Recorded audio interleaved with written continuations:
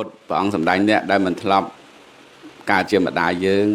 អ្នកដែលមិនធ្លាប់ជាឪយើងមិនធ្លាប់ជាបងប្រុសមិនធ្លាប់ជាបងស្រីរបស់យើងអត់មានទេអញ្ចឹងក្នុងសង្សារវដ្តនេះគឺធ្លាប់ហ្នឹងហើយអញ្ចឹងបានពេលខ្លះគ្រាន់តែបដូរភពជាតិកំណើតហ្នឹងការជាសត្រូវបណ្ដោយប៉ុន្តែអ្នកដែលសត្រូវនឹងយើងជាតិនេះអាចជាឪយើងជាតិមុនអាចជាម្ដាយជាតិមុនហ្នឹងហើយមានកម្មមានពៀទៅហ្នឹងហើយអ្នកខ្លះជាតិមុនអ្នកផ្សេងទេក្បែរគ្នាហ្នឹងទាស់ចិត្តជេរគ្នាទៅចងកម្មពីអីទៅមកកើតជាមួយយើងអ្នកដូចអាជាតិសតុជាមួយប្របាទពំពិសាពីដើមមិនឪកូនណាអ្នកលៀមអ្នកយាមបច្ចាត់ដីហ្នឹងអ្នកសម្អាតបច្ចាត់ដីតែអាជាតិសតុហ្នឹងតែឪហ្នឹងជាជាតិមុនក៏ស្ដាច់ដែរឡើងចន់បច្ចាត់ដីហ្នឹងដោយមិនមានសេចក្តីគោរពអញ្ចឹងបានធ្វើឲ្យអាជាតិសតុជាតិមុនចង់កម្មពីហ្មងថាជាតិណាចាំមើលតែអញកើតស្ដាច់អញនឹងអាជើងអាបាតជើងអ្នកឯងចុះឡើងមកកើតជាកូនរបស់ប្របានពំប្រសាហ្នឹងចុងក្រោយបានដោយបំណងមានកម្មពីហ្នឹងចាប់ឲ្យខ្លួនឯងដាក់គុកហ្នឹងនៅគ្រឹះនៅឡើយទេនៅក្រុងរាជក្រឹសដែលយើងទៅភ្នំកិច្ចកោតគេប្រាប់ថានោះគុកប្របាទពំពិសាហ្នឹងហើយយើងមើលសាច់រឿងមើលធ្វើបាបឪខ្លួនឯងឲ្យគេចាប់ដាក់គុកហើយបង្អត់អាហារហើយព្រះអង្គនៅមានបជនដោយសារម្ដាយនាងវិទេសីហ្នឹងលៀបបបពេញខ្លួនប្រានចូលទៅសួរសុខទុក្ខព្រះស្វាមីឲ្យស្វាមីនឹងបើជញ្ជក់យករសជាតិបបចេញពីរូបកាយរស់បានទៀតដឹងរឿងហ្នឹងហាមម្ដាយមិនឲ្យចូលរួចទៅឪហ្នឹងដើរចក្រមនៅក្នុងគុកហ្នឹងដើរចក្រមហ្នឹងបានរស់ទៀតគាត់ដើរចក្រមហ្នឹងដើរចក្រមភាវនាធម៌ហ្នឹងរស់បានទៀតដើរនៅតែសួរគេថាម៉េចក៏រស់ថាមកពីដើរចក្រមបាតជើងទៀតប្រឡាក់អំបិលទៀតឆ្អើភ្លើងទៀតហ្នឹងហើយថ្ងៃដែលកូនរបស់ជាតិសតុប្រសូតគឺជាថ្ងៃដែលឪពុកខ្លួនឯងស្លាប់វិបដិសារីញោមហ្នឹងប៉ុន្តែអាត្មាចង់ច្បិចរឿងហ្នឹងផ្ដើមចេញពីរឿងចងកម្មពីនេះជាតិមុនអ្នកដតីសោះទេប៉ុន្តែដល់ពេលចុះឡើង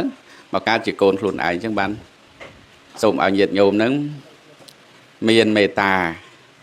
ហ្នឹងហើយមានមេត្តាជានិច្ចពេលដែលយើងអញ្ចឹងបានការស្ដាប់ធម៌នេះមានប្រយោជន៍តែយើងដឹងអញ្ចឹងទៅយើងមិនសូវរឿងខឹងណាក៏ខឹងដែរនៅពុទ្ធជនប៉ុន្តែយើងរៀនអត់ធ្មត់ណាហ្នឹង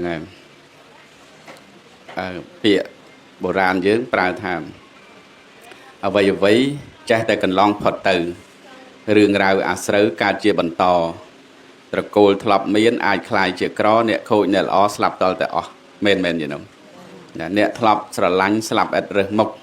ទាំងម្ដាយឪពុកស្លាប់សែនស្រណោះជីវិតសូន្យទៅនៅសល់តែឈ្មោះដូច្នេះអ្នករស់ត្រូវមេត្តាគ្នាអញ្ចឹងមេត្តានឹងត្រូវខឹងខ្លាំងមកតាមពាក្យកដាលបានហើយត្រូវខឹងពាក្យកដាលមកឲ្យតិចមកអញ្ចឹងបានលោកតាឆឹងកានគាត់ថា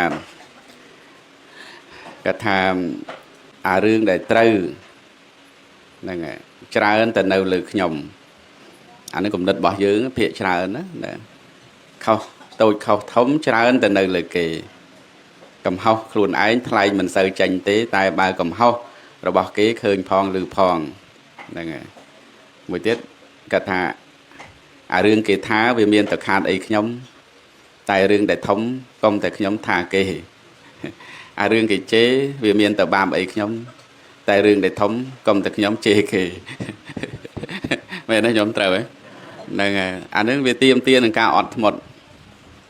ហើយមួយទៀតគាត់ថាបើសាច់នៅភ័យកុំប្រថុយមុខកំបិតបើអត់ចេះបល័យកម្មមុតដុតមិនចេះទេកុំប្រថុយមុខកំបិតចិត្តនៅក្តៅពិតកុំចិត្តអ្នកជេរតែបើយើងប្រកែក្តៅទេមិនសូវគុំនៅក្បែរអ្នកជេរនៅត្រង់បានទេឆ្លោះគ្នាពេញហ្នឹងឡើងណាអញ្ចឹងបើសាច់នៅភ័យ